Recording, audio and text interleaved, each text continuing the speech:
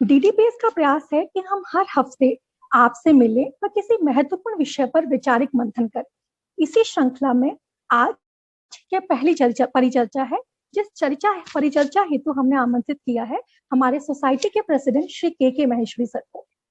और हमारी परिचर्चा का विषय है अष्टमवाद परिवार। के महेश्वरी सर, आप व्यवसाय से सीए व मैनेजमेंट कंसल्टेंट हैं व रुचि से लेखक हैं। सर अनेक समसामयिक विषयों पर लेख लिख चुके हैं जो अनेक पत्र पत्रिकाओं में प्रकाशित हो चुके हैं। आइए हम प्रारंभ करते हैं आज की परिचर्चा का। किसी भी परिचर्चा को शुरू करने से पहले उस विषय को जानना या समझना आवश्यक है। तो उसी क्रम में के सर, मेरा आपसे पहला सवाल होगा कि आप परिवार को कैसे परिभाषित करते हैं, या आप परिवार से क्या समझते हैं, आपके क्या परिवार की क्या परिभाषा है? परिवार अपने आप में एक बहुत ही व्यापक शब्द है। अगर हम इसकी व्यापकता देखें तो परिवार में विश्व कुटुंब की भावना भी है, तो उस हिसाब से तो सारा विश्व ही अपना परिवार हो जाता है। लेकिन इसकी इकाई एक व्यक्ति होता है, और उस इकाई में जब और व्यक्ति जुड़ते हैं और एक सामंजस्य में वो लोग रहते हैं, तो सामाजिक दृष्टि से हम उसे एक पारिवारिक इकाई कहते हैं। परिवार संयुक्त भी हो सकते हैं, जिसमें कई सदस्य हो सकते हैं, और आज के युग में हम देख रहे हैं कि परिवार जो हैं वो छोटे परिवार ज्यादा हैं, जिनमें सदस्यों की संख्या 2 से लेकर के 5 तक तो बहुत अमूमन पाई जाती है। लेकिन परिवार अपने आप में एक भावना है। व्यक्तियों का मात्र एक जगह इकट्ठा रहना परिवार नहीं है। अगर हम परिवार की बात करें तो एक अकेला मनुष्य भी अपने आप में एक परिवार है। आप ये सुनकर के शायद थोड़ा आश्चर्य करें कि मनुष्य के भी 2 विभाग माने जाते हैं, उसका शरीर और उसकी आत्मा। आत्मा को हम शरीर से अलग ही देखते हैं और शरीर को आत्मा से अलग देखते हैं। जब आत्मा शरीर के लिए अच्छे विचारों का संकलन करती है, पॉजिटिविटी में रहती है, तो शरीर अपनी क्रियाओं से अपने आप को स्वस्थ रख के आत्मा को एक अच्छा घर प्रदान करता है। अगर इस संदर्भ को हम और आगे ले जाएं तो एक छत के नीचे रहने वाले कुछ सदस्य अगर इसी तरह से एक दूसरे के सहायक पूरक होकर के रहते हैं, जनरली ये रक्त के संबंधों से रिलेशन में होता है, पर परिवार में कुछ सदस्य बाहर भी आते हैं जो विवाह के द्वारा उनका परिवार में इंट्रोडक्शन होता है। तो ये परिवार अपने आप में एक सांस्कृतिक आधार भी हो जाता है, और यूं कहा जाए तो किसी के व्यक्तित्व के डेवलपमेंट की पहली पाठशाला उसका परिवार है। माँ उसकी गुरु है पहली, तो परिवार उसकी पहली पाठशाला है। इस पाठशाला में जो प्रारंभिक तौर पे उसके व्यक्तित्व का निर्माण होता है, उसका असर उसके जीवन पर्यंत हम उसमें देख सकते हैं। इसलिए मेरा ये मानना है कि परिवार, समग्र विश्व परिवार का अगर सामाजिक नजरिए से हम देखें तो जो भी परिवार हम सामाजिक दृष्टि से देखते हैं वो वैश्विक परिवार की एक महत्वपूर्ण इकाई है। जैसे सागर सारा बहुत बड़ा खारा है, लेकिन उसकी हर बूंद में खारापन है, स्वाद है उस खारेपन का। तो यही बात हमारे वैश्विक परिवार पर लागू होती है कि हमारा परिवार, एक एक परिवार इस वैश्विक परिवार में अपना योगदान दे रहा है। तो मेरा मानना यह है कि मात्र एक छत के नीचे रहना को हम परिवार नहीं कह सकते। वो एक परिवार का भौतिक स्वरूप हो सकता है, लेकिन एक छत के नीचे नहीं रहते हुए भी अगर हम दूरी में रहते हुए भी आपसी समन्वय में हैं तो हम उसको परिवार कह सकते हैं। ये थोड़ा सा मैंने ब्रॉडली परिवार को समझने की कोशिश की है। आप लोग भी अपने विचारों से मुझे अवगत करा सकते हैं। जी सर, हमारे कुछ जो व्यूवर्स हैं वो बार बार अपना हाथ खड़ा कर रहे हैं। अगर उनके कोई सवाल है तो वो टाइप, जो हमारे पास कमेंट बॉक्स है उसमें टाइप कर सकते हैं। सर, आपने बहुत सही कहा कि एक व्यक्ति भी परिवार हो सकता है। जहां पर आपने आत्मा की और शरीर की बात की, उसी क्रम में मुझे ध्यान आता है कि अगर हम थोड़ा सा अपने पीछे जाएं तो हमारे समाज में, हमारी संस्कृति में अर्धनारीश्वर की परिकल्पना है, जिसमें शिव और शक्ति एक ही शरीर में वास करते हैं। तो हम ये भी कह सकते हैं कि एक व्यक्ति ही अपने आप में परिवार है। तो इसी को आधार लेते हुए मेरा आपसे नया सवाल, मतलब नेक्स्ट जो सवाल है वो है कि आपके अनुसार परिवार की हमारे समाज में या हमारे जीवन में क्या भूमिका है, क्या उपयोगिता है? ये बहुत ही महत्वपूर्ण बात आपने पूछी है। जैसा कि मैंने कहा कि व्यक्ति की पहली पाठशाला उसका परिवार है। आप किसी भी व्यक्ति को देखिए, उसके संस्कार, उसकी रहनी सहनी, उसका खान पीन, व्यवहार, ये उसमें उसका पारिवारिक परिवेश आपको झलकता हुआ मिलेगा। इसमें परिवर्तन आ सकते हैं, लेकिन परिवार वो प्लेटफॉर्म है जो वो नींव प्रदान करता है, जो व्यक्ति के भविष्य को निर्धारित करता है। परिवार वो जगह है जहां व्यक्ति को एक आनंद और आराम मिलता है। अपने विचारों को आपस में समझ करके, समन्वय करके वो अपना स्वयं का विकास कर सकता है। परिवार के बारे में अगर ये कहा जाए तो व्यक्ति के विकास का प्रारंभ ही परिवार से होता है। परिवार को हम कम नहीं आंक सकते। और अभी के विशेष रूप से जब दुख का समय होता है, जैसे परेशानी का समय होता है, और उस समय परिवार के सदस्यों से जो संबल मिलता है, आपस में एक दूसरे को संबल मिलता है, वो और कहीं से नहीं मिल सकता। परिवार ऐसा नहीं कि रक्त के रिश्तों में ही परिवार होता हो। परिवार एक सोच भी है। आपके कार्यस्थल पे भी एक पारिवारिक वातावरण होता है जिसमें एक दूसरे को सहयोग करने की भावना होती है। तो परिवार का, जहां आपने महत्व की बात की, परिवार वो आधार है जिसपे हम हमारा विकास को आगे बढ़ता हुआ देखते हैं। सामाजिक दृष्टि से भी देखें आप, बच्चों के विकास आगे, बच्चे जो कि हमारा भविष्य है, उनका घड़तर परिवार में सबसे पहले होता है। अन्य जगह भी इसको प्रभावित करती है, वो चाहे उनका स्कूल हो, कॉलेज हो, उनके मित्र हो, उनकी संगत हो, सामाजिक परिवेश में, मनोरंजन के परिवेश में, संचार माध्यमों के परिवेश में वो जो भी देखते हैं, सुनते हैं, उसका भी उस पर असर पड़ता है। लेकिन परिवार की इन सारी परिकल्पनाओं में अगर संवाद स्पष्ट नहीं है, समय के अनुसार जो वांछनीय परिवर्तन है वो नहीं लाए गए हैं, तो परिवार की ये सारी महत्ता इतनी नजर नहीं आती। ऐसा मेरा मानना है कि जो पुराने समय से हम देखते आ रहे, आज के समय हम जो देख रहे हैं और आने वाले समय की हम जो कल्पना कर सकते हैं, उसमें परिवारों के स्वरूप में बड़ा परिवर्तन भी हुआ है। जब संयुक्त परिवार ज्यादा देखने में आते थे, परिवार में 10, 15, 20, 25 सदस्य हुआ करते थे, तो नए सदस्य, चाहे वो बालक के रूप में परिवार में आया हो, चाहे एक नई बहू के रूप में परिवार में आया हो, उसका परिवार के साथ समन्वय बड़ी सरलता से और आसानी से हो जाता था।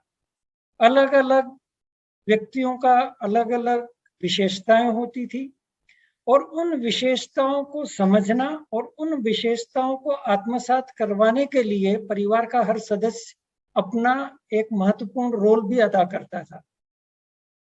जैसे मैं आपको उदाहरण दूं कि जिस परिवार में दादा दादी हैं, तो वो अपने पोते पोतियों को कहानियों के जरिए से, कुछ अपनी आस्था के विषय में अपनी बातों के जरिए से, जो पिता वर्ग के लोग हैं उसमें चाचा चाची माता पिता, ताऊ ताई, बड़े भाई आदि सम्मिलित हैं। ये लोग आधुनिक के साथ साथ पारंपरिक चीजों का समन्वय को करने की कोशिश किया करते थे। तो सीखने के लिए बच्चे को बहुत सी चीजें देख करके सीखने के लिए मिल जाती थी। आपस में शेयर करना, ये एक बहुत बड़ी विशेषता संयुक्त परिवारों में देखने को मिलती है। लेकिन एकल परिवार में इन विशेषताओं को कैसे लाया जाए, ये भी एक बहुत बड़ा चैलेंज आज के युग में है। मेरा ये मानना है कि परिवार वो इकाई है जिससे व्यक्ति का, समाज का, देश का, यहाँ तक कि विश्व का निर्माण में योगदान होता है। अतः परिवार के महत्व को हम किसी भी तरह से कम नहीं कह सकते, बशर्ते कि इसमें अच्छा समन्वय हो, अच्छे संस्कार हो, शिक्षा हो। Literacy and education, these are the two very different things. आप बहुत सारी डिग्रियां लेकर के हाईली लिटरेट हो सकते हैं, लेकिन शिक्षित होना उसके साथ भी उतना ही जरूरी है। तो ये शिक्षा जो परिवार से आती है, यह हमारी लिटरेसी के अंदर वैल्यू एडिशन करती है। और इसके साथ साथ ये भी होता है, जो लिटरेसी हम लेते हैं उससे हम हमारे परिवार में कुछ वैल्यू एडिशन भी करते हैं। तो आपस में ये परस्पर पूरक एवं सहायक हो जाते हैं।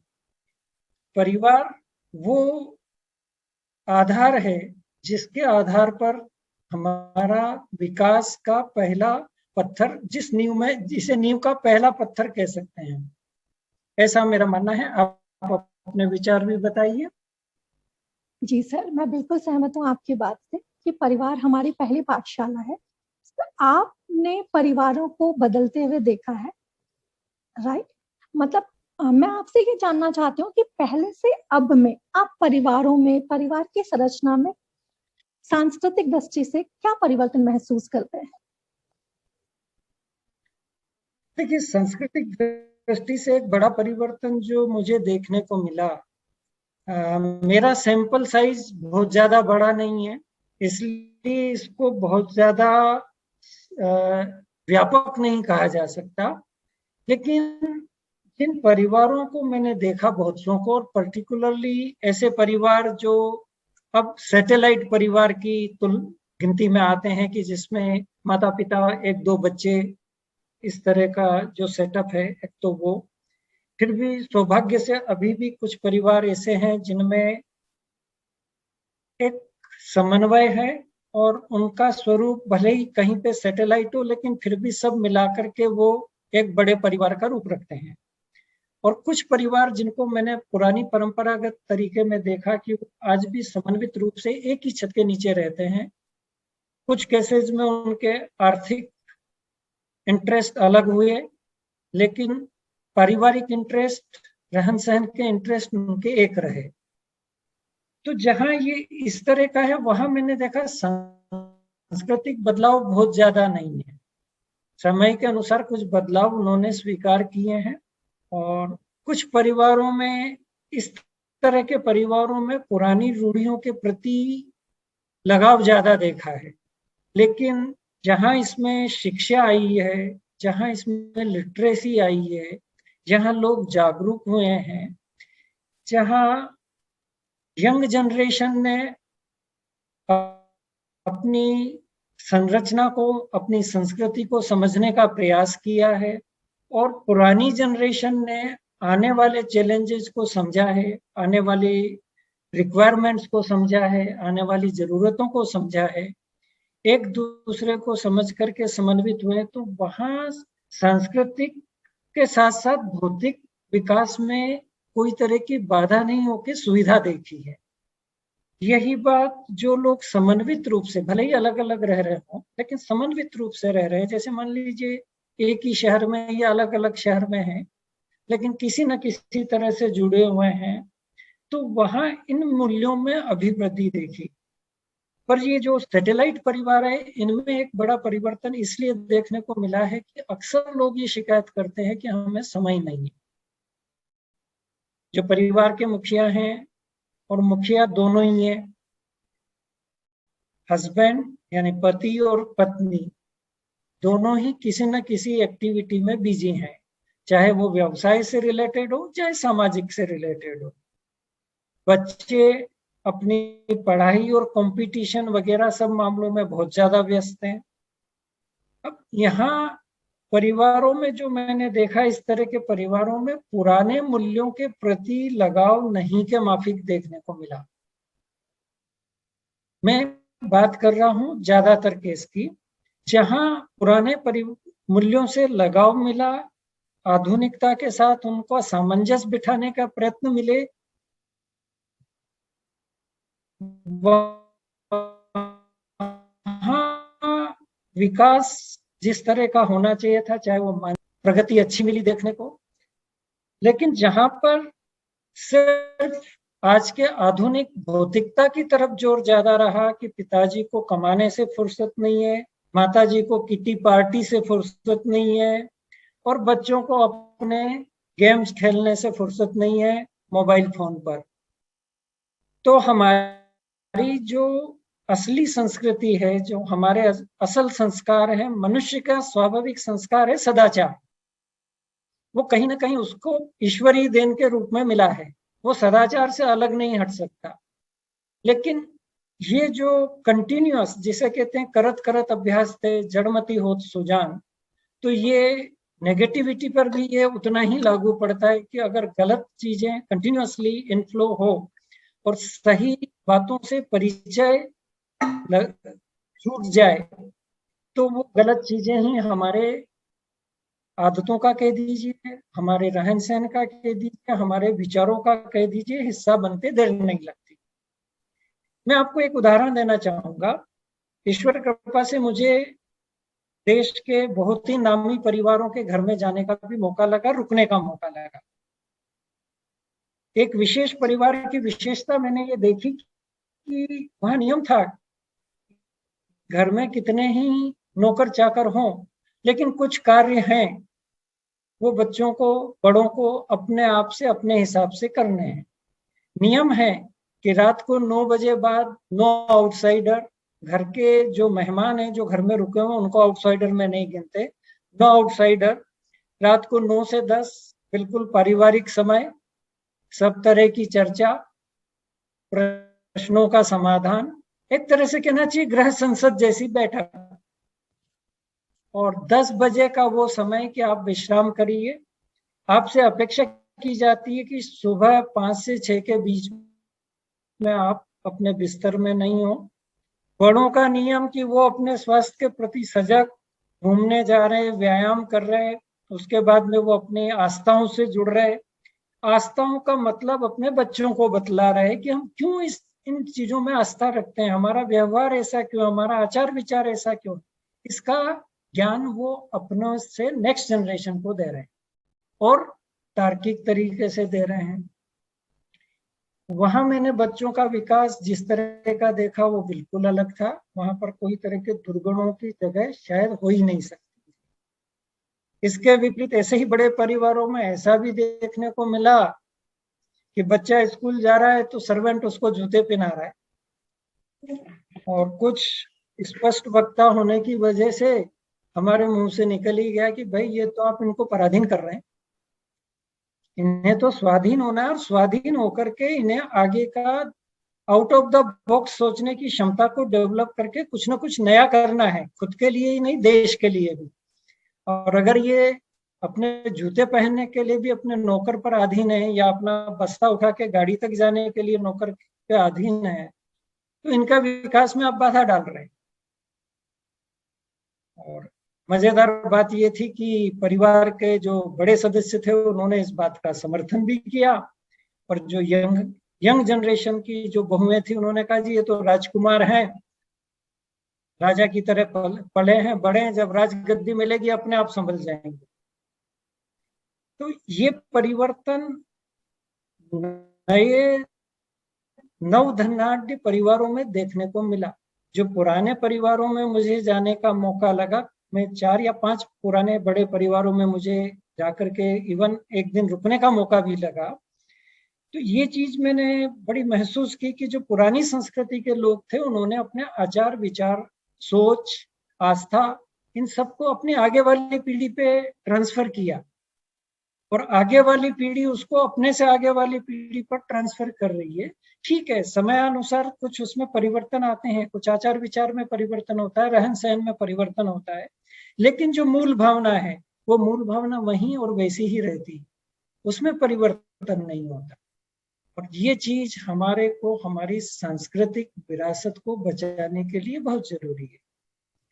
ये परिवर्तन मुझे थोड़े कष्टप्रद लगे।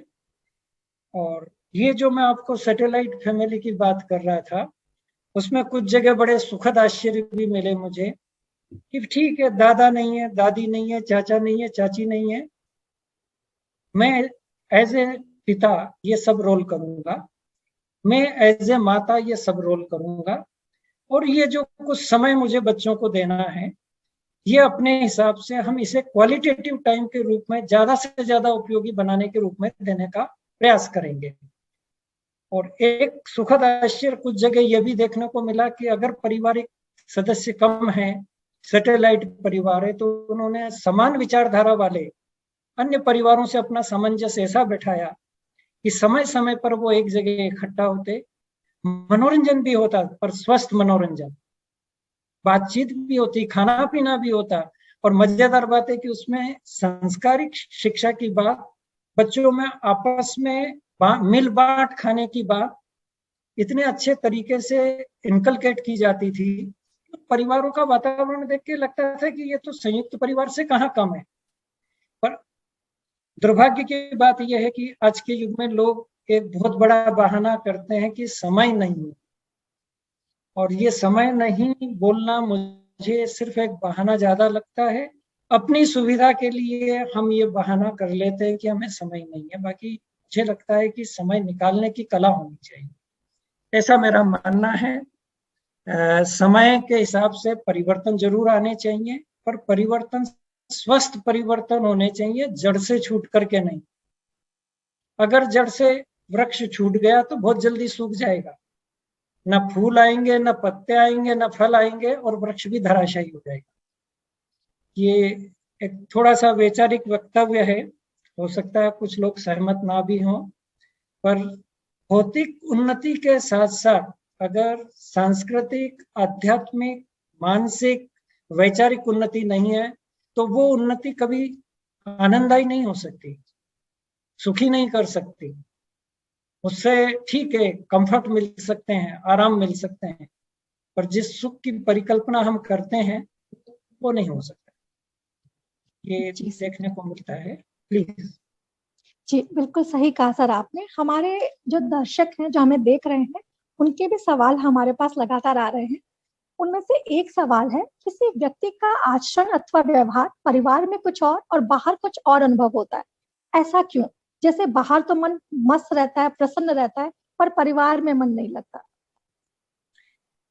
ये बहुत ही मजेदार बात है, और ये कुछ लोग नहीं, कुछ पत्नियां भी ये शिकायत करती हैं कि जी हमारे ये जो है बाहर तो इनकी छवि ये है कि इनका जैसा शांत सरल समझू व्यक्ति नहीं, और घर में आते हैं तो बड़ा गुस्सा करते हैं। तो ये व्यक्ति के स्वभाव को समझना, समझ करके उसमें अपना पॉजिटिव इनपुट देना, ये मैं मानता हूं परिवार के हर सदस्य की जिम्मेवारी है।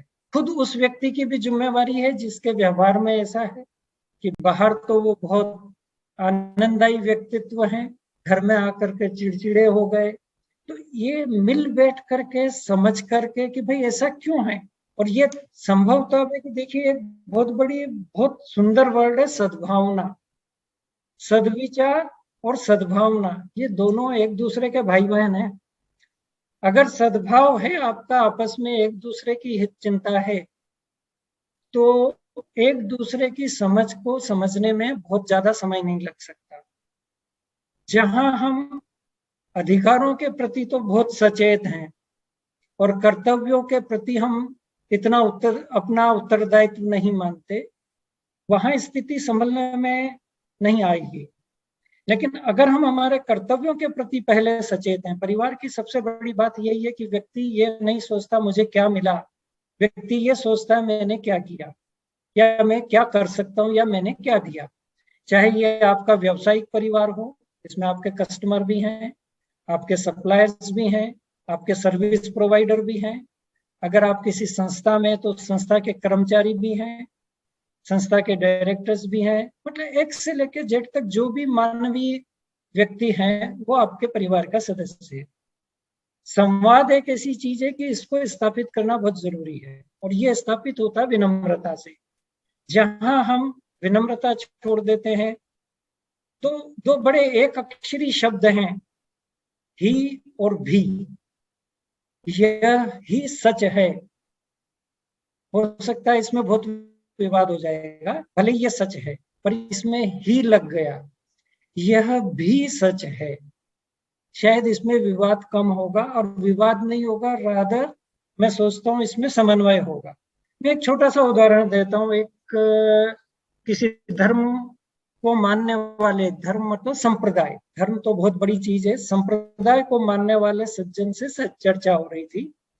थोड़ी सी जानकारी उस संप्रदाय की मुझे भी थी, और चर्चा का बहुत ही सुखद अंत आया। ट्रेन की सवारी थी, मुझे अपने गंतव्य पर उतरने का थोड़ा ही समय रहा तो इजाजत ली मैंने। तो उनका कहना था, देखिए साहब आप मानेंगे ना, इसी संप्रदाय में ही मुक्ति का मार्ग है। पता नहीं क्यों प्रेरणा हुई, मैंने उनसे निवेदन किया कि सर एक छोटा सा काम करिए, आपके इस वाक्य में से ही को निकाल दीजिए, और आपको लगता है कि ही निकालने से एक शब्द कम हो गया, तो इस वाक्य के घाटे को भी लिख करके पूरा कर दीजिए।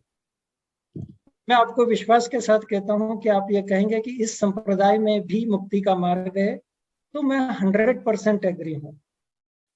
और अगर आप ही कहेंगे तो हो सकता है आपकी प्रसन्नता के लिए, या आपके बड़प्पन को देख के, या आपके प्रभाव को देखकर मैं हाँ भर दूं, लेकिन मैं हृदय से हाँ नहीं भर पाऊंगा, क्योंकि मैं दूसरे संप्रदाय को मानता हूं। तो मतभेद परिवार में हो सकते हैं, पर ये मनभेद में नहीं परिवर्तित होने चाहिए। और ही शब्द की बजाय अगर हम भी पर चलेंगे तो हम, जिसे कहते हैं ना, टीम मेकर होंगे, टीम ब्रेकर नहीं होंगे। तो मान लीजिए ऐसी एक किसी व्यक्ति की समस्या है कि वो परिवार के बाहर तो बहुत सौम्य है, सरल है, तो वो उनका वास्तविक स्वभाव है। उनसे पूछिए, सीधा पूछिए, विनम्रता से पूछिए, समय देख के पूछिए, मूड देख के पूछिए कि ये क्या कारण है, देखिए जल्दी समाधान आ जाएगा। जी सर। जी सर, अभी जो परिस्थितियां हैं, इन परिस्थितियों के अंदर हम कहीं ना कहीं चाहते हुए भी एक दूसरे से, मतलब हम साथ रहना चाह, लेकिन फिर भी व्यवसाय की वजह से या किन्हीं और कारणों की वजह से हम एक दूसरे से फिजिकली डिस्टेंस पे रहते हैं। मैं आपसे ये जानना चाहूंगी कि सिर्फ कनेक्टेड नहीं, क्या हम एक दूसरे के साथ में अपनत्व के भाव से रह सकते हैं? इसका कोई तरीका है दूर रहते हुए भी? देखिए, एक पुरानी कहावत है, मन चंगा तो कठौती में गंगा। और दूसरी एक और कहावत है कि समस्त भूमि गोपाल की। ये दोनों बात मैं बचपन में अपने बुजुर्गों से सुनता आया हूँ, और इनको समझने की कोशिश करता रहा हूँ। कुछ प्रभु कृपा ऐसी भी रही कि कभी हम एक छत के नीचे 35-40 लोग भी रहे, और बड़े आनंद से रहे। और कुछ समय के साथ परिवर्तन ऐसा आया कि अलग अलग जगह रहने लगे। ऐसा कई परिवारों में होता है, लेकिन जुड़ाव जो होता है वो एक हार्दिक जुड़ाव होता है। हृदय से जुड़ना, विचारों से जुड़ना, मन से जुड़ना, एक दूसरे के सुख में साथी होना, ये परिवार में मेलजोल ही नहीं बढ़ाता है, हम लोगों को जोड़ता भी है।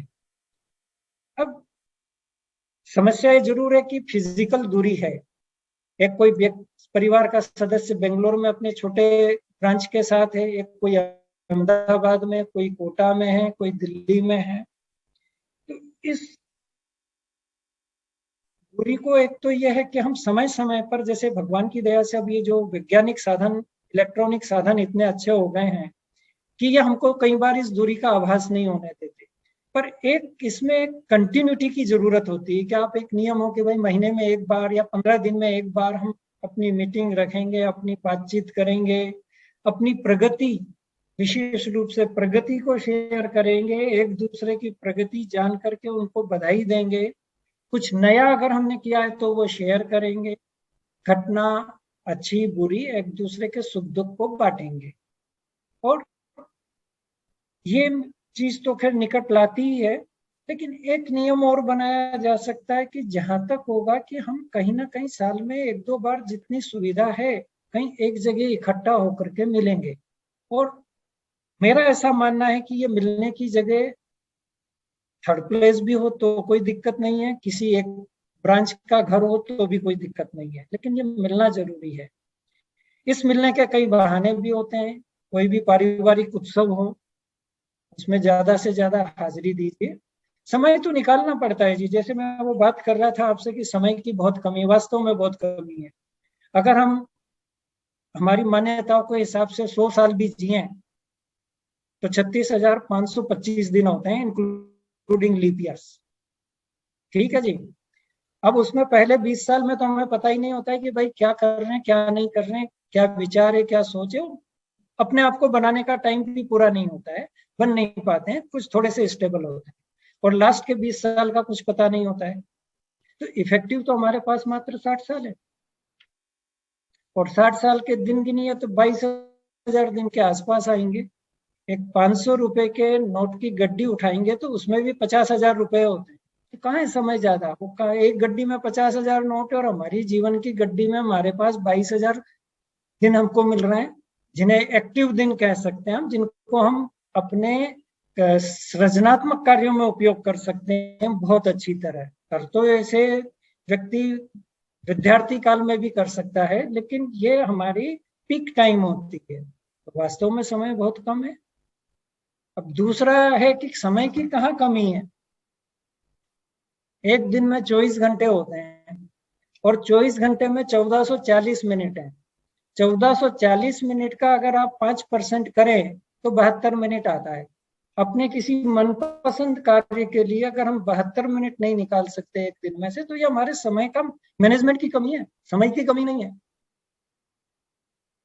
तो ये इन्वेस्टमेंट है समय के रूप में, और ये अगर आप अपने परिवार को देते हैं, चाहे आप सैटेलाइट परिवार के रूप में रहते हैं तो अपने परिवार के सदस्यों को देते हैं, और अगर आपका एक ये इस तरह का बृहद परिवार है तो समय निकाल करके आपस में मिलने जुलने का समय निकालते हैं, एक दूसरे के दुख सुख में शरीक होने का समय निकालते हैं और जाते हैं, तो ये आपके बॉन्ड को बांधेगा। एक परिवार की बात बता रहा हूं मैं, उद्योगपति परिवार है, और उस परिवार का नियम यह था कि सुबह का भोजन आप कहीं भी करें कोई दिक्कत नहीं, लेकिन शहर में जितने भी परिवार के सदस्य हैं शाम का भोजन साथ करेंगे, एक टेबल पर करेंगे। बात दिखने को छोटी सी लगती है, लेकिन आपसी जुड़ाव में एक बहुत बड़ी भूमिका रखती। ऐसे ही अगर आप एक दूसरे के सुख में दुख में शामिल होते हैं, सुख देख करके आप ज्यादा सुखी होते हैं, दुख देख करके आप ज्यादा दुखी होते हैं, तो कोई कारण नहीं कि आप हृदय से एक दूसरे से नहीं जुड़े रहें, आपका जुड़ाव अटूट ही रहेगा। और समता एक ऐसी बड़ी चीज है कि इसका जहां भी उल्लंघन होता है वहां मतभेद मनभेद में परिवर्तित होने लगते हैं। समता का एक बहुत छोटा सा उदाहरण मैं पारिवारिक हिसाब से ही देना चाहूंगा, क्योंकि हमारा इस समय जो हम बातचीत कर रहे हैं इसमें हमारे ये व्यक्तिगत सामाजिक परिवार हैं, हम वासुदेव कुटुंब की बात नहीं कर रहे। कुछ परिवारों में शुरुआत कहाँ से होती है, जब मतभेद मनभेद में परिवर्तित होने लगते हैं। पर्टिकुलरली जो परिवार के कुछ बड़े सदस्य, अगर कोई भी सदस्य मैंने किया तो सही तूने किया तो गलत, यानी हिपोक्रेसी पे आ जाते हैं, वहां ये हृदय का जुड़ाव नहीं हो सकता। सरलता चाहिए, समता चाहिए, हृदयता चाहिए, सद्भाव चाहिए, सहिष्णुता चाहिए, समन्वय चाहिए। आप देखिए, आनंद ही आनंद है इनमें। हो सकता है मजे में कुछ कमी हो, लेकिन आनंद में कभी कमी नहीं होगी। मैं आशा करता हूं कि ये उत्तर आपको शायद ठीक लगा हो। जी सर। सर, एक नेक्स्ट सवाल आ रहा है। अभी की जो परिस्थितियां हैं उनमें हमारे एक स्कूल के टीचर का सवाल है कि जी जो वर्तमान परिस्थितियां हैं जहां पर हम सब अपने घरों से काम कर रहे हैं, कार्य के लिए हमारे पास अनिश्चितकालीन मतलब टाइमिंग्स है, तो हम वर्क लाइफ बैलेंस जी को इन परिस्थितियों में कैसे मेंटेन करें? देखिए जी, अभी हम बात कर रहे थे समय का मैनेजमेंट की, और समय का मैनेजमेंट में कुछ चीजें आपके अधीन है, कुछ चीजें आपके अधीन नहीं होती। जो चीजें आपके अधीन में नहीं है, मतलब जिन पे आप निर्भर हैं, से फॉर एग्जाम्पल अगर आपकी कोई मीटिंग का समय नक्की हुआ है कुछ लोगों के साथ, तो आप उस समय में आपको मीटिंग करनी ही होगी। लेकिन फिर वही बात आती है कि आपके पास समय 24 घंटे का है। आप अपने व्यवसाय के लिए कितना समय लगा रहे हैं, अपने कार्य के लिए कितना समय लगा रहे हैं, उसको प्लान किया जा सकता है। मैं नहीं मानता कि 12 घंटे, 13 घंटे, 14 घंटे काम की जरूरत पड़े। शायद हमारे प्रधानमंत्री जी को जो पड़ती है वो हम लोगों को नहीं पड़ सकती। वो जिस निष्ठा से कार्य कर रहे हैं वो एक अलग चीज है, लेकिन हमारे जो व्यावसायिक कार्य हैं, मेरे को लगता है कि 8 से 10 घंटा तो बहुत हो जाते हैं। और कभी कभी कुछ इमरजेंसी में ज्यादा भी हो जाते हैं, तो उसको हम दूसरी जगह उसको कंपनसेट कर सकते हैं। जी सर। ये हमें हमारे समय को व्यवस्थित तो करना ही होगा। जैसे मैं एग्जांपल बताता हूँ कि मान लीजिए कोई कारण से आज आपको ज्यादा समय लग गया अपने कार्य में, और आप दूसरे कार्यों के लिए समय नहीं निकाल पाए, लेकिन जो कंपलसरी पेपर्स हैं, जैसे फॉर एग्जांपल मैंने कहा कंपलसरी पेपर या कंपलसरी क्वेश्चन आया करते थे परीक्षा में कि इसका जवाब तो आपको देना ही होगा। तो इसमें जैसे आपको अपना हाइजीन का कार्य है वो आपको करना ही होगा, भोजन करना है वो करना होगा आपको। तो उसी तरह से परिवार को थोड़ा समय, चाहे वो कुछ मिनट ही हो, वो रेगुलर देना है तो देना ही होगा। जी सर। सर, हमारे नेक्स्ट सवाल है, आजकल परिवार में प्राय अहम का टकराव अतिशीघ्र निर्मित हो जाता है, इससे कैसे पहचाना जी जाए और इससे कैसे बचा जाए? देखिए, हम ऐसी चीज है कि ये हमको कब आता है, ये हमें अगर पता लगने लग जाए तो ये समस्या का काफी हद तक हल हो सकता है। अहमता अहमता आती है कर्तापन के भाव से कि ये मैंने किया और इसका श्रेय मुझे मिलना चाहिए। जहां ये भाव अपने को आया, तो फिर ये हो गया कि हम बनने वाले हो जाते हैं, करने वाले नहीं हो जाते। कलाम साहब को पढ़ रहा था मैं कुछ दिन पहले, और उन्होंने अपनी पुस्तक में जो बात लिखी, पर्टिकुलरली जो उन्होंने अपनी आध्यात्मिक यात्रा, गुजरात के एक संत रहे हैं प्रमुख स्वामी जी, स्वामी नारायण संप्रदाय के, उनके साथ उनका जो संपर्क रहा उसको उन्होंने एक पुस्तक के रूप में लिखा। और आश्चर्य की बात यह है कि इतनी बड़ी हस्ती को भी कहीं ये उनके शब्दों में कहीं ऐसा नहीं लगता था कि मैंने कुछ किया। अब ये सोच कहाँ से आती है? ये सोच आती है कि हम हमारे कर्तव्य के प्रति कितना सचेत हैं। अगर हम सिर्फ हमारे अधिकारों के प्रति ज्यादा सचेत हैं, तो हमें कर्तापन जल्दी महसूस होता है।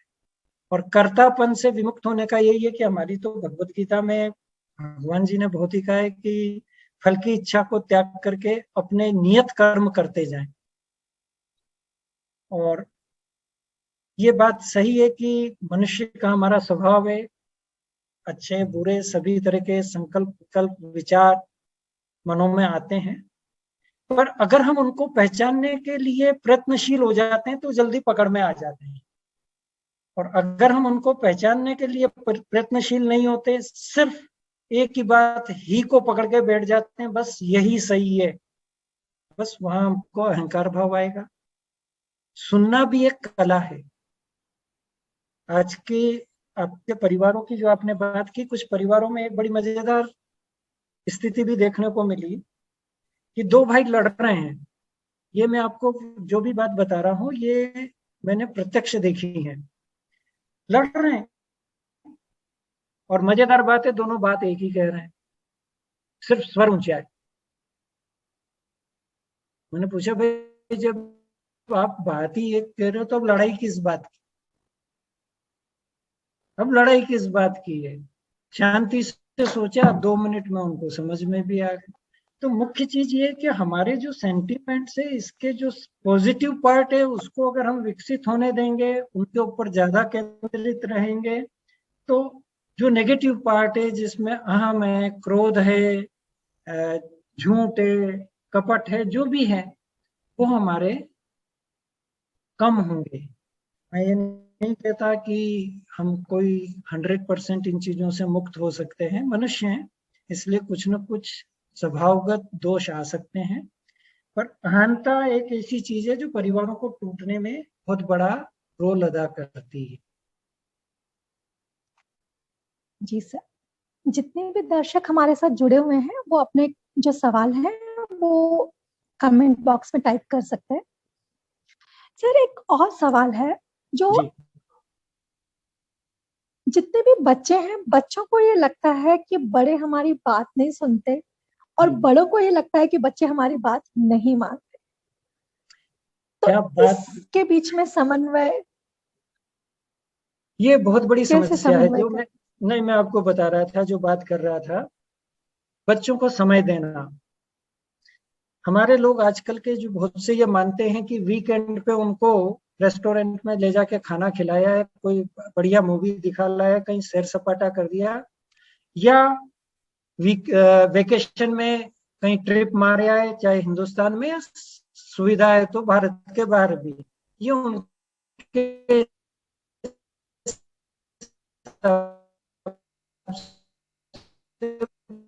बच्चों को समय देना हो गया। नेक्स्ट, इंजीनियरिंग करने के लिए क्या कर रहे हो, जी क्लियर करने के लिए क्या कर रहे हो, नीट क्लियर करने के लिए क्या कर रहे हो, नंबर कितने आ रहे हैं, पर ये कभी नहीं पूछते तुम्हारे दोस्त कौन कौन है, उनसे तुम्हारी पटरी कैसी बैठी हुई, किससे तुम्हारी कोई लड़ाई चल रही है, क्या बात है, किस टीचर से तुम्हारा क्या इक्वेशन चल रहा है, किस विषय में तुमको कुछ कठिनाई आ रही है, खेलकूद में तुम्हारा क्या रुचि है, कहाँ तुम चल रहे हो, क्या सोचते हो, क्या करना चाहते हो। मतलब कहने की बात यह है कि टोटल अपने बच्चे की पर्सनालिटी से अनभिज्ञ है। उनके मित्र आ जाएंगे तो वो अपने काम में लग जाएंगे, उनके मित्र बच्चों के साथ, बड़े अपने हिसाब से मस्त। आप भी उनके मित्रों से मित्रता कीजिए, तो आप एक्सपेक्टेशन कर सकते हैं कि जब आपके मित्र आए तो बच्चे भी उनको आदर दें, उनसे मिलें, उनसे बात करें। ये जो परिस्थिति है इसके लिए एक संवाद बहुत जरूरी होता है।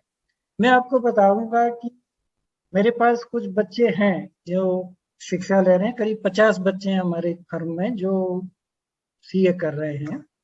तो उनका अधिकतर का सबका जिनको शिकायत थी अपने परिवार से, पर्टिकुलरली माता पिता से, कि सुनते ही नहीं है, और उनके माता पिता को भी ये शिकायत थी, सुनते ही नहीं है। मैंने साहब आपको ना आपको कहना आता है, पहले चूंकि बड़े आप हैं तो कहना आपको सीखना पड़ेगा, और किसी को अगर आप कुछ करने के लिए कहते हैं तो आपको अपने आचरण से पहले उसको प्रूव करना होगा। अगर आपके अंदर कुछ आचरण ठीक नहीं है और आप उसकी उम्मीद बच्चों से करें तो वो इतना, जिसे कहना चाहिए, इफेक्टिव नहीं होगा। तो आपका स्वयं का आचरण और रेगुलर कम्युनिकेशन, बच्चों के साथ एक मित्रता का भाव होना बहुत जरूरी है।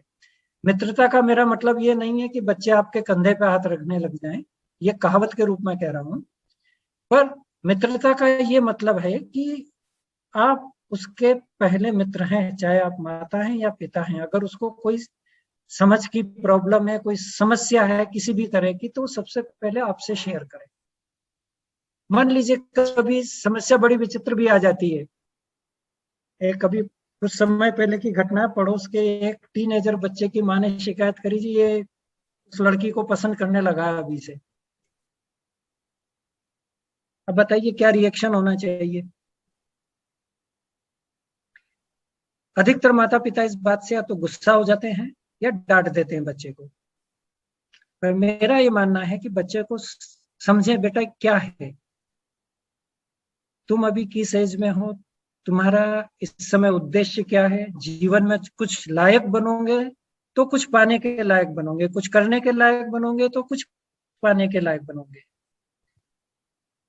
और ये अट्रैक्शन और प्यार, इनमें क्या फर्क होता है, ये टीनेजर्स को समझाना कोई गलत बात नहीं है। मैं मानता हूं कि ये समझाना बहुत जरूरी है, क्योंकि जिस परिवेश में पुरानी पीढ़ी रही है उनका दुनिया से एक्सपोजर बहुत कम था।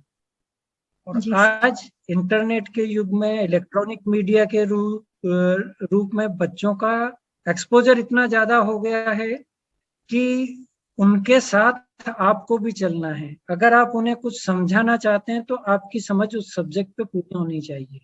अगर आप उन्हें संस्कार के रूप में कुछ देना चाहते हैं तो उसकी लॉजिक आपके पास में होनी चाहिए, उसकी समझ आपके पास में होनी चाहिए और उसका आचरण आपके पास में होना चाहिए। मैं नहीं मानता कि अगर इस तरह का वातावरण किसी भी पारिवारिक यूनिट में हो तो बच्चा उतने ही ध्यान से अपने माता पिता को सुनेगा जितने ध्यान से बच्चे को उसके माता पिता सुनते हैं। I hope I have replied. Yes sir. But आजकल का जो वातावरण है, जो नई जनरेशन है, उस नई जनरेशन का जो इंक्लिनेशन है वो वेस्टर्न कल्चर की तरफ ज्यादा है, पता है कि इंडियन कल्चर और ट्रेडिशन के। तो how to deal with it as a parent? देखिए एक बात कहूंगा, ये जो आपने बात कही है, आप फिर उन बच्चों को देखिए और उनके पारिवारिक परिवेश को देखिए। जिस पारिवारिक परिवेश में इस नवीनता को सही तरीके से उपयोग में लिया, बैलेंस तरीके से उपयोग में लिया है, तो वहां हर व्यक्ति अपनी संस्कृति से भी लगाव रख रहा है और नएपन का जहां उसको आनंद लेना, आनंद भी ले रहा है। सबसे बड़ी समस्या यह है कि हम चाहते तो बहुत कुछ है अपने बच्चों से, लेकिन हम खुद क्या करते हैं इसका हमें ध्यान नहीं होता। और सर मैं दूसरी आप चीज एक और है कि unfortunately, one more sentence from my side, unfortunately बच्चे एक या दो होते हैं, माता पिता हैं, जल्दीबाजी में होते हैं, कई बार उनकी ऐसी मांगों को भी जल्दीबाजी में पूरी कर देते हैं जो उनको नहीं करनी चाहिए। तो अनुशासन तो सब जगह होना जरूरी है, अनुशासन स्वयं से होगा। और अगर आप वेस्टर्न कल्चर की बात कर रहे हैं तो वेस्टर्न कल्चर की जो अच्छाइयां वो हमको पकड़नी है, बाकी बुराइयों के लिए तो सारी चीजें हैं जो हमको छोड़नी है। लेकिन परिवार का इसमें सबसे बड़ा रोल ये है कि अगर मान लीजिए मैं एक थर्ड क्लास टीवी सीरियल देख रहा हूँ और मेरे साथ मेरे बच्चे भी बैठे हैं, तो क्या सीखेंगे वो उससे। और उसी के साथ अगर कुछ समय मैं उनको स्वस्थ मनोरंजन दे रहा हूँ, कोई बढ़िया प्रोग्राम देख रहे हैं, कुछ हम मतलब कहना चाहिए अच्छा स्वस्थ मनोरंजन की बात कर रहे हैं, चाहे वो हास्य से रिलेटेड हो, चाहे सामाजिक मैटर से रिलेटेड हो, तो देयर आर सोर्सेज। ये जो इंटरनेट का सोर्स है ये तो अथाह समुद्र है, इसके अंदर मगरमच्छ भी है तो मोती वाले सीप भी हैं। हम एज ए एल्डरली पर्सन हम क्या पकड़ते हैं और किस तरफ उनकी रुचि को ढालते हैं, तो ये रुचि ढालने का काम तो हम लोगों का ही होगा ना। जी सर। लेकिन पेरेंट्स का इस बारे में ये कहना है सर कि 4-5 साल की उम्र तक तो बच्चे हमारे साथ फिर भी रहते हैं, लेकिन जैसे ही वो स्कूल जाना शुरू करते हैं तो स्कूल के जो उनके क्लासमेट्स हैं, टीचर्स हैं, स्कूल का एनवायरनमेंट है, बाकी चीजों का प्रभाव भी बच्चों पर पड़ता है। ऐसा भी बिल्कुल। फैमिलीज में ऐसा होता है कि मेरे फैमिली, फॉर एग्जाम्पल, एक फैमिली है जिसके अंदर ट्रेडिशनल खाना खाया जाता है, लेकिन जब बच्चा स्कूल जाना शुरू करता है, देन बच्चा जब और बच्चों को मैगी या कुछ और लाते हुए देखता है तो वो डिमांड करता है लगातार उन चीजों की। तो इन चीजों को पेरेंट्स कैसे मैनेज करें, क्योंकि वो बच्चों को समाज से अलग तो नहीं रख सकते। देखिए जी, बहुत अच्छी बात है ये, अति सर्वत्र वर्जय। अगर आप कुछ चीजों को बिल्कुल जीरो करना चाहेंगे, 100% कंट्रोल करना चाहेंगे, तो वो वही बात है, स्प्रिंग की तरह बात होती है, स्प्रिंग को जितना दबाओगे स्प्रिंग उतना उछलती है। तो सामान्य रीति से, सही तरीके से, तार्किक तरीके से समझाएं और कभी कभी छोटा मोटा अगर उनकी इन बात को पूरा करेंगे तो मैं नहीं सोचता कि अगर आपने बच्चों से सामंजस्य अच्छा किया हुआ है तो वो आपकी बात ना माने। जी सर। सर इन देखिए प्रेजेंट ऐसा सिनेरियो, होता है, इसके लिए जैसे मैं आपको एक परिवार का उदाहरण देता हूँ। उन्होंने हर चीज का एक रूटीन भी फिक्स किया हुआ था कि भाई ठीक है, महीने में एक बार मैगी मिलेगी, एक बार पिज्जा मिलेगा, बस। कोक और पेप्सी इस तरह की चीजों के लिए उन्होंने पूरा साहित्य निकाल के बता दिया। इन चीजों का भी साहित्य बताया, लेकिन 100% हम रोक नहीं सकते। तो भाई देख लीजिए ये आपके स्वास्थ्य के लिए कैसा है। पर सबसे पहली बात ये थी कि बड़ों ने खुद ने उन चीजों को त्यागा। जब उन्होंने नहीं लिया, उनको बच्चों को समझाने में इतनी दिक्कत नहीं हुई। सर स्कूल का जहां तक सवाल है, मैं सोचता हूँ कि हाँ जी। सर बच्चों की तरफ से ये शिकायत आती है फिर पेरेंट्स के पास में, वो कहते हैं कि आपने हमको, हेलो सर, हाँ एम आई जी। ऑडिबल? जी। हाँ, yes sir you are very much. बच्चों की तरफ से पेरेंट्स के पास में फिर शिकायत आती है कि आपने हमेशा हमें इन चीजों से रोक के रखा, तो हम अपने साथियों में घुल मिल नहीं पाते, कहीं ना कहीं we are become outdated from that, हमारे पेरेंट्स हमको, फ्रेंड्स हमको एक्सेप्ट नहीं करते। देखिए ये वही बात आ गई। मैं इसको एक दूसरे उदाहरण से समझाना चाहूंगा। आप देखिए कुछ अल्पसंख्यक समुदाय की तरफ देखिए, उनके बच्चे टोपी लगा के आते हैं, आपको और नहीं लगता। अपना बच्चा तिलक लगा के जाता है, उसको और क्यों लगता है? क्योंकि ईसाई वो समुदाय अधिकतर के लोग बच्चे लगाते नहीं है। ईसाई समुदाय के बच्चे गले में क्रॉस लटका के जाते हैं, उसका किसी को और नहीं लगता। अपना बच्चा अगर तुलसी की माला या कुछ पहन के जाए तो वो और क्यों लगता है? जी सर। ये हमारी मानसिकता, इस मानसिकता को बदलना पड़ेगा, और ये परिवार से ही बदली जा सकती है। ये इकाई जो है इसके लिए परिवार ही है। इस मानसिकता को बदलने के लिए इसलिए जरूरी है। अच्छा, दूसरा स्कूल के रोल की जहां तक बात है, स्कूल एक संस्कार की पाठशाला है। बच्चे के ऊपर सबसे बड़ा प्रभाव जो घर के बाद पड़ता है वो स्कूल का पड़ता है। और कई बार तो ये देखने को आता है कि माता पिता को मना कर देते हैं, नहीं जी हमारी टीचर ने ये कहा है और ये करना है, हम तो हम ये करेंगे, आपने कहा वो ठीक नहीं है। तो इसमें कोई दो राय नहीं कि इस भविष्य को बनाने में, बालक जो भविष्य आज का, कलाम साहब ने 2001 में कल्पना की थी कि सन 2020 तक भारत विकासशील से विकसित देश हो जाएगा। तो उनकी सोच के बैकग्राउंड में जो था, वो उस समय के किशोर और बच्चे थे कि ये आगे जाकर के जिम्मेवारी को संभालेंगे, ये देश को चलाएंगे। तो उन लोगों को देख करके कलाम साहब ने जब ये परिकल्पना की, तो ये घर तो एक बहुत छोटी इकाई है, और इस छोटी इकाई के अंदर अगर आप सब तरह से समन्वित रूप से चलने की कोशिश करते हैं, आपके पास धैर्य भी है, आपके पास सहिष्णुता भी है, आपके पास समझ भी है। अगर आपके खुद के पास समझ नहीं तो आप क्या समझाएंगे? तो समझाना के लिए समझ होना जरूरी है और स्वयं का आचरण होना जरूरी है। आप देखिए धीरे धीरे बच्चों में परिवर्तन आएगा। मैंने ऐसे स्कूल भी देखे हैं।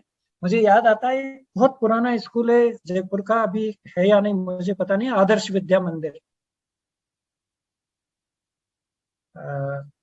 वहाँ के संस्कार जो मैंने देखे बच्चों के, यहाँ अभी रिसेंटली मैंने एक स्वामीनारायण गुरुकुल विजिट किया था। एक आनंद निकेतन स्कूल से मैं यहाँ जुड़ा हुआ हूँ अहमदाबाद में कुछ कारणों से। तो ये जो आप बात कह रहे हैं, ये इन स्कूलों में हमने ये समस्या इन स्कूलों के बच्चों में नहीं देखी। स्कूल जी का भी एक बहुत बड़ा रोल है और बहुत बड़ी जिम्मेवारी आज अपने दिशा डेल्फी पब्लिक स्कूल पर है। हम बहुत बड़े भविष्य को, 2600 बच्चे हमारे यहाँ जो हैं, वो आने वाले समय में कितने लोगों को प्रभावित करेंगे। आज के समय में भी अगर 2600 बच्चों को हम देखें और उनके परिवार में औसत में भी अगर हम 4-4 सदस्य हैं, तो कम से कम 10,000 लोग हमारी सोच से, हमारे आचरण से प्रभावित है। जी सर। सर एक बात है, आपने बहुत अच्छा विषय चुना। आज परिवार दिवस है। यूं तो हर दिवस परिवार दिवस है, क्योंकि हम जब सुबह जगते हैं तो परिवार में होते हैं, रात में सोते हैं तो परिवार में होते हैं, भोजन करते हैं तो परिवार की याद आती है। चाहे घर के बाहर भोजन कर रहे हो, घर में तो करते ही हैं। परिवार अपने आप में एक विचार है, एक संरचना है, एक सोच है, और उस सोच के पीछे जो घटक जुड़े हुए हैं उसकी अपनों ने काफी चर्चा की है, और इनको कितनी चर्चा करिए, चर्चा से ज्यादा इनको आचरण में लाने की जरूरत है।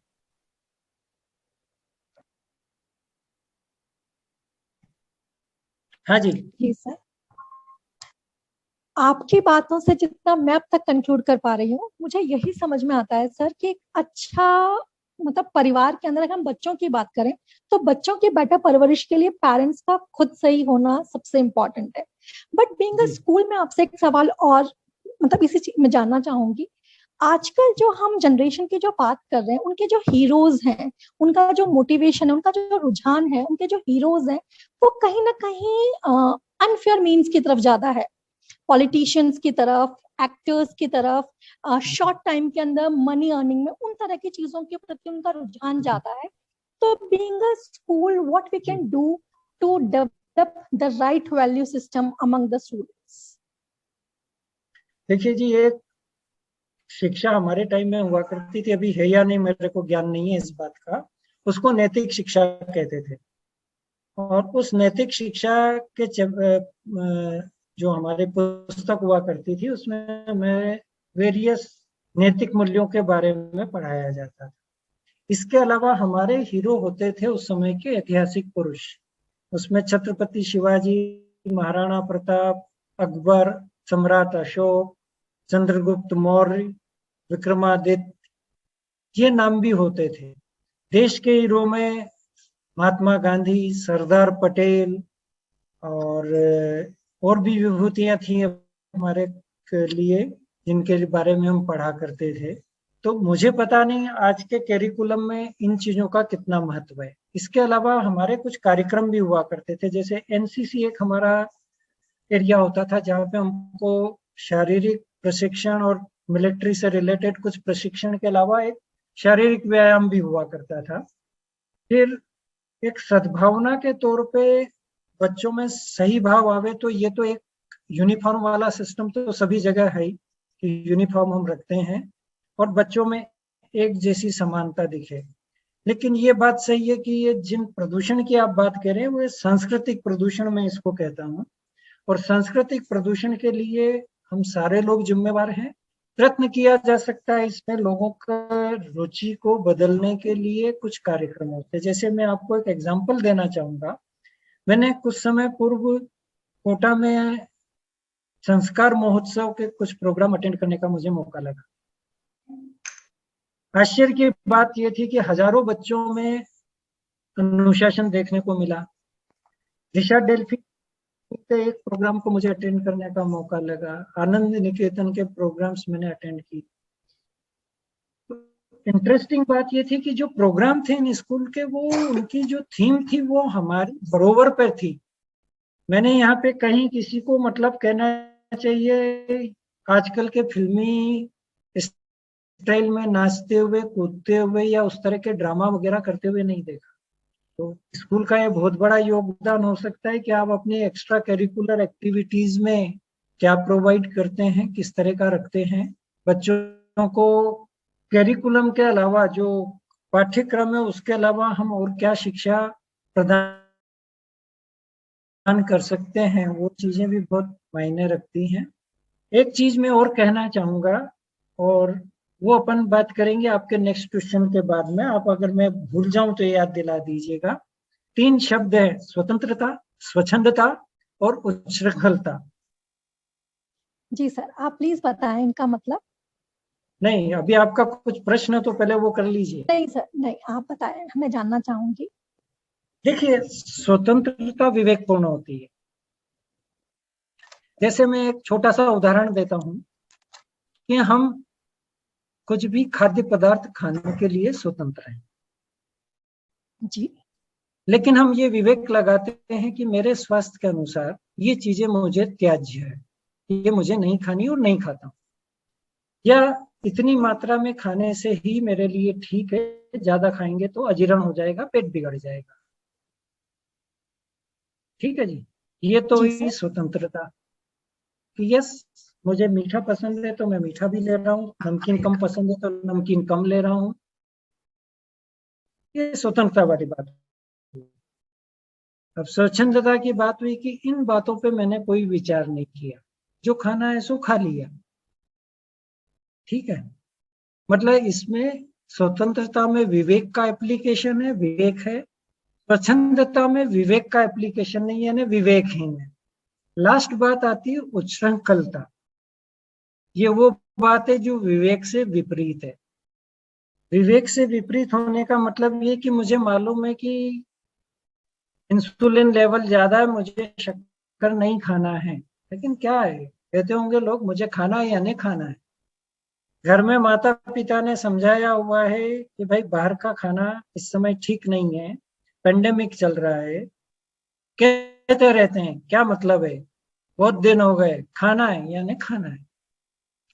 ये एक छोटे उदाहरण से बताइए, इसको जीवन के किसी भी क्षेत्र में लगा सकते हैं आप, चाहे ये आपका पढ़ना लिखना हो, चाहे आपका गेम्स हो, चाहे आपका व्यापारिक संस्थान हो, शैक्षणिक संस्थान हो।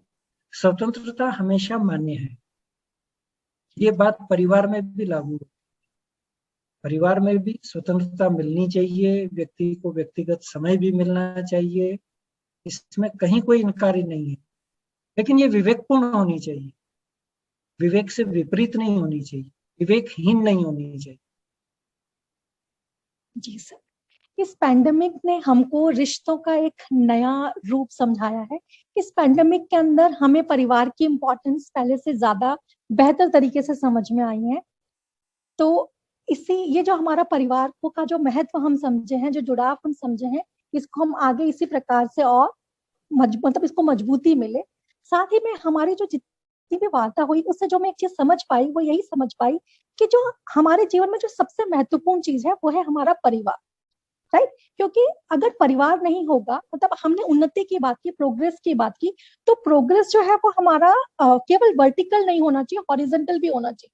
क्योंकि अगर प्रोग्रेस वर्टिकल होगी तो हमारे पास अपनी प्रोग्रेस को सेलिब्रेट करने के लिए कोई नहीं होगा, क्योंकि प्रोग्रेस को सेलिब्रेट करने के लिए भी फैमिली चाहिए, लोग चाहिए, पीपल चाहिए। राइट सर, मैं सही कंक्लूड कर पा रही हूँ? बहुत सही कह रही हैं आप। इसको एक छोटे से उदाहरण से समझ लीजिए कि आपको बिलियंस ऑफ रुपीस की संपदा देके एक टापू पे अकेला छोड़ दिया जाए, मुझे लगता है कि कुछ ही समय में आप वहां से छोड़ के भाग आएंगे। तो बहुत अच्छा आपने प्रश्न पूछे, सबने बहुत अच्छी तरह से पार्टिसिपेट किया, इंटरेस्ट से सुना समझा। पर ये विषय अपने आप में पूरा नहीं है। देखिए, मनुष्य की सोच जिस तरह से अनंत है, इस तरह से ये रिश्ते, ये परिवार, ये विचार, इन चीजों में अनंत संभावनाएं हैं। पर ये बात सही है, सद्विचार, सदसोच,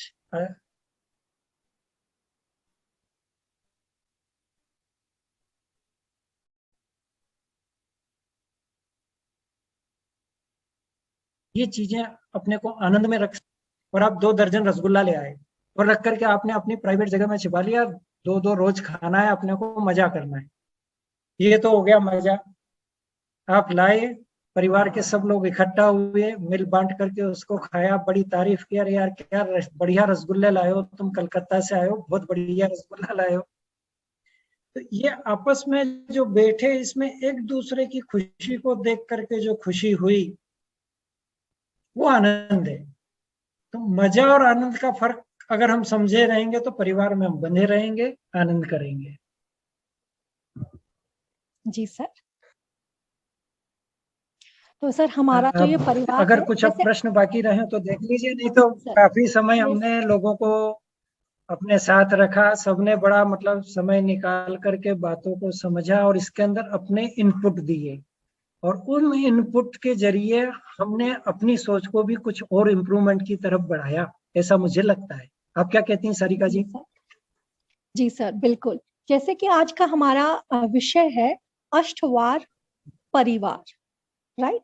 मतलब जिस तरीके से परिवार, जिस तरीके से वार अडिग है, वार में कोई चेंज नहीं होता, उसी तरीके से परिवार जो है हमारा वो भी हमेशा ऐसा ही रहे, जिसमें कोई श्रेय ना हो, हम लोग सब अपने परिवार में मेल जोल के साथ साथ साथ हंसी खुशी रहे, इसी मनोकामना और इसी भाव के साथ आज के इस प्रोग्राम को हम समाप्त करते हैं। नेक्स्ट हमारी ये कोशिश रहेगी कि हम हर सैटरडे संडे या कम से कम सप्ताह में एक बार आपसे मिल पाए। तो अगले बार एक अलग विषय के साथ में नेक्स्ट परिचर्चा में मिलेंगे नेक्स्ट सैटरडे को। आपका के सर बहुत बहुत धन्यवाद, आपने इतने अच्छे से हमें समझाया।